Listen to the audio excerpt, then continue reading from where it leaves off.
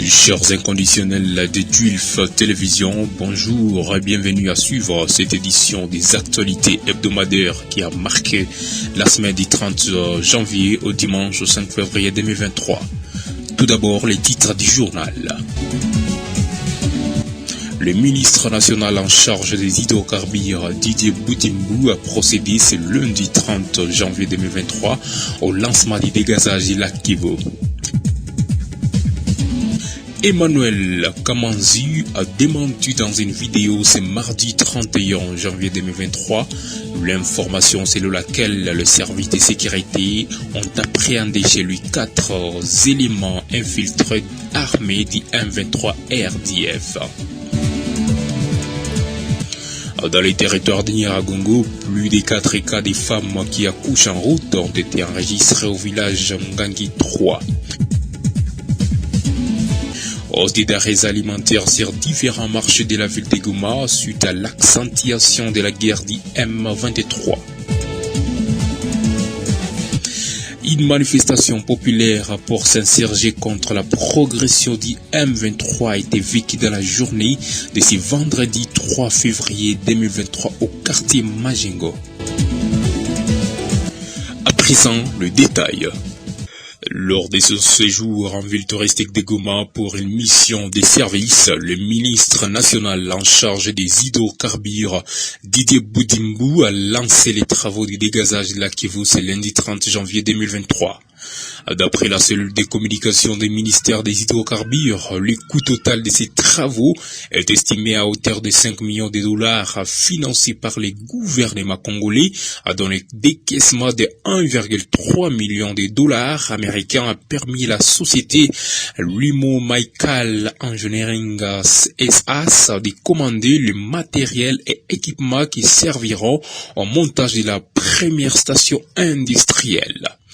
Toutefois, le ministre Didier Boudimbou invite la population du Nord et Sud Kivu à soutenir les projets du chef de l'État. Sous l'impulsion du chef de l'État et à la lumière de l'éruption volcanique de mai 2021, il a été décidé de passer à la phase industrielle du dégazage qui permettra d'éliminer des grandes quantités de gaz carbone. Il s'est signalé que cette autorité nationale a été accompagnée par une forte délégation des députés chapeautée par l'honorable Patrick Mouniomo qui n'a pas manqué à s'exprimer quant à ces. Je voulais en profiter pour remercier le chef de l'État lors de son passage ici à Goma en 2022. Il nous avait promis qu'on allait passer au dégazage du golfe de Kabuno, et donc c'est l'occasion pour moi de féliciter le gouvernement congolais. Je demande à toute la population, que ce soit celle du Sud Kivu et du Nord Kivu, d'accompagner ces projets parce que ça va générer beaucoup d'emplois. Ainsi, ce lancement a été tenu au golfe de Kabuno, situé à Kituku, à l'ouest de la ville touristique de Goma. L'opérateur économique Emmanuel Kamanzi a démenti l'information qui circule sur les réseaux sociaux, selon lesquels le service de sécurité de la province du Nord Kivu aurait ce mardi 31 janvier 2023 appréhendé chez lui 4 éléments infiltrés du M23 RDF. Toutefois, celui-ci a dénoncé une manipulation de la part des hommes de mauvaise foi qui veulent saper son image et sa réputation. Suivez-les dans cet extrait. Bonsoir chers journalistes. Bonsoir. Ce soir j'ai préféré vous communiquer ce qui suit. Moi, honorable Kamanzirimi Emmanuel, de nationalité congolaise, résident ici au numéro 1 de l'avenue Mogoma, quartier Le Volca, commune de ville de Goma, porte à la connaissance de l'opinion tant locale, provinciale, nationale, internationale, qu'il circule sur les réseaux sociaux et médias de la ville de Goma des images vidéo et photos de mon immeuble montrant des conducteurs de taxi-moto, un véhicule minibus avec une camionnette de militaires derrière. Ces bruits dans les réseaux sociaux disent sans preuve quelconque que le service de sécurité de la province du Nord Kivu aurait appréhendé chez moi 4 éléments infiltrés d'IM-23 RDF armés, ce qui est faux et archi faux. En effet, en exécution d'un mandat de perquisition de l'auditorat militaire supérieur près la cour militaire du Nord Kivu, signé en date de ce 31 janvier 2023 sous un dossier RI, entendez registre d'information, le commandant renseignement de la région militaire, de la 34e région militaire, TD entre parenthèses, a été désigné pour le devoir de vérifier s'il existe, oui ou non, des éléments suspects à mon domicile. Après fouille et perquisition de tout l'immeuble, y compris les locaux occupés par mes locataires, il s'est révélé qu'il n'y avait rien de tel. C'est d'ailleurs l'occasion de rassurer qu'en aucun moment, en homme de paix que je suis, je ne peux nullement prêter des béquilles à un quelconque mouvement subversif ou insurrectionnel. Je profite de cette occasion pour attirer l'attention de toute la communauté nationale et internationale et surtout de l'autorité, tant nationale que provinciale, sur les risques de manipulation par l'ennemi qui risque de conclure au conflit ethnique alors que la justice est dans son rôle dans la mesure où elle agit selon les normes de l'art. Pour ce qui me concerne, il s'est agi vraisemblablement d'une dénonciation calomnieuse de personnes de mauvaise volonté en vue de saper mon honneur et ma réputation. Dans un passé récent, je crois que vous vous rappelez les journalistes, les mêmes personnes avaient agi de la même manière et la justice avait compris que les personnes mal intentionnées voulaient tout simplement la manipuler par des dénonciations calomnieuses. Je cite à titre d'exemple mon arrestation du 2 au 3 juillet de l'année passée. Mes avocats conseils viennent d'être chargés de saisir les instances judiciaires compétentes à toute fin utile. D'ailleurs, un des agents d'une société qui loue un local de mon immeuble avait été appréhendé juste parce qu'il était en train de filmer pendant la perquisition. À l'heure où le présent communiqué est signé, il est déjà libre de tous ses mouvements car il agissait en toute innocence. Bravo à notre justice et à nos services de sécurité pour leur sens élevé de professionnalisme et de patriotisme. Fait à Goma, à mon domicile, à cette heure exacte, c'est 31 janvier 2023. Je vous remercie et je vous demande de communiquer à quiconque pour essayer de contredire ces fausses informations qui circulent dans les médias. Merci.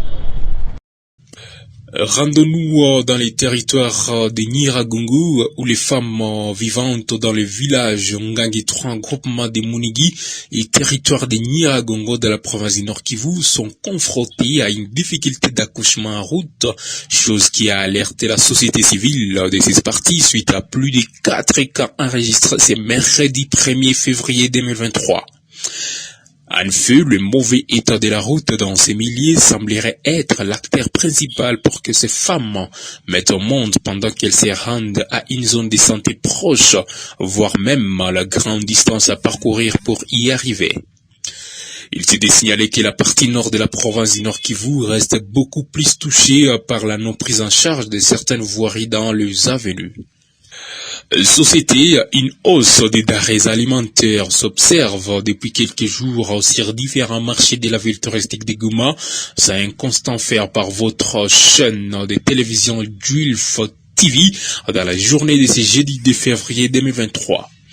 C'est par exemple des sacs de haricots, de la pomme de terre, bananes plantées et plusieurs autres denrées alimentaires sont revus à la hausse, dont un sac de pommes de terre qui s'est vendu à $60 américains et maintenant à $75. Un sac de haricots qui s'est négocié à $80 et maintenant à $120 américains. Pour certaines vendeuses rencontrées au marché, la fermeture des routes qui mènent vers certains territoires et l'instabilité des taux d'échange serait la cause de cette hausse des prix. Zinapanda bei sana dada, ndizi hazipatikane kushia mavita, hatuna njia ya kuzipitisha na kuzishe juu ya kupanda bei. Ndizi natoka Masisi, ndizi natoka Minova, ndizi natoka Kichanga, vile njia zote. Tuko natoana tu budogo wa Minova na bunusu wa kutoka Masisi. Bo, surtout vitu vya hii dolari kwanza, dolari ndio inatutesa. Vitu kupanda mbo musoko, vitu vinapandaka vinashuka, lakini dolari ndio problemi. Dolari inatutesa tu sana. Kitu ye ilikuwa natusaidiaka zilikuwa ndizi za kutokea Beni, Masisi, zile njia zote hizi siku haziko bie. Make njia mwa Minova tu ndio iko na furnile ndizi. Ces femmes rencontrent au marché Birere plaident pour une implication des autorités compétentes pour vite régler les problèmes sécuritaires et ainsi diminuer son poids économique qui pèse sur les familles dans la ville de Goma. D'après plusieurs sources, la fermeture de la route Goma-Rutshuru impose à certains commerçants de passer par les Rwandais pour atteindre la ville de Goma avec les denrées alimentaires. Terminons ces actualités hebdomadaires avec une manifestation populaire pour dire non à l'avancée des rebelles du M23 a été vécue dans la journée de ce vendredi 3 février 2023 au quartier Majingo, ville de Goma, province du Nord Kivu. Cependant, au matin de ce vendredi, des pierres sur la chaussée pour barricader la route ont été visibles, bloquant ainsi la circulation pour les taxis-bis, motos et autres engins routiers. Pour certains jeunes manifestants en colère, disent surpris par la progression de ces terroristes en s'accaparant de plusieurs villages dans le territoire de Massissi et Rutshuru sous les yeux de la force régionale de l'EAC et de la MONUSCO. Il s'était rappelé que ces jeunes en complicité avec la société civile et les groupes de pression, sans oublier les collectifs des mouvements citoyens, ont annoncé une série de marches pacifiques de 6 jours pour dire non à la force régionale de l'EAC qui a été déployée il y a quelques mois au Nord Kivu et plus particulièrement en ville touristique de Goma. Mesdames, Messieurs, merci d'avoir suivi ces actualités hebdomadaires.